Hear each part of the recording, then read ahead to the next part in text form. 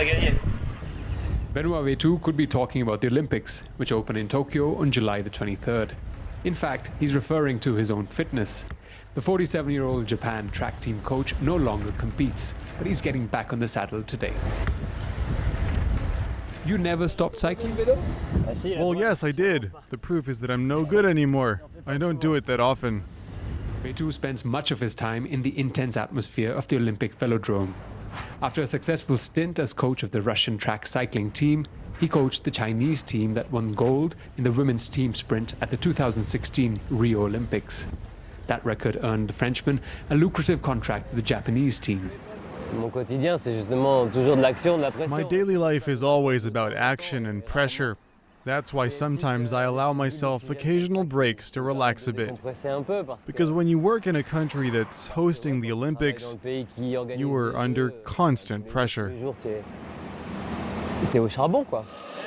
Vetu has one goal in mind: to turn the 6 men and 2 women on Japan's team into medal winners. He's right to talk about pressure. Not only will Olympic track races be keenly watched in Japan and around the world, one popular event, Keirin, was invented in Japan in 1948. It was a popular distraction for Japan's war-weary people and raised money to rebuild the country's infrastructure. And in 2000, it became an Olympic sport. In each Olympic race, the riders follow a motorized journey for 3 laps before it leaves the track. This is the calm before the storm. The cue for a frantic sprint in the final 3 laps, with competitors reaching speeds of up to 70 kilometers an hour.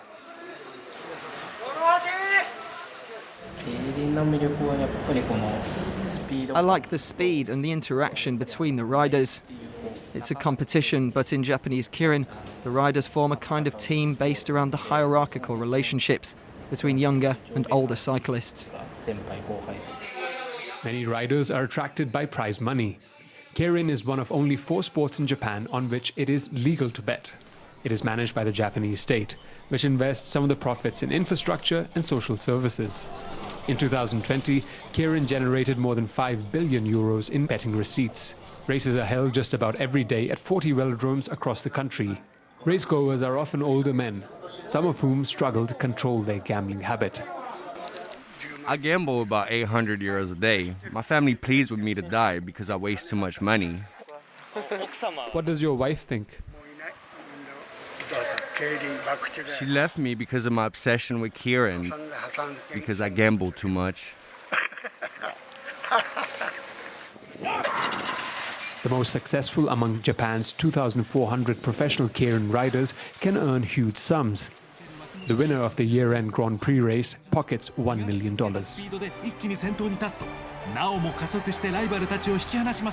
The lure of big money means many successful cyclists shun international Keirin, according to journalist Justin McCurry, whose book about the sport's history and culture has just been published. It is ironic that Keirin is a Japanese sport, yet Japan hasn't done very well in international Keirin. It certainly hasn't won a gold medal at the Olympics.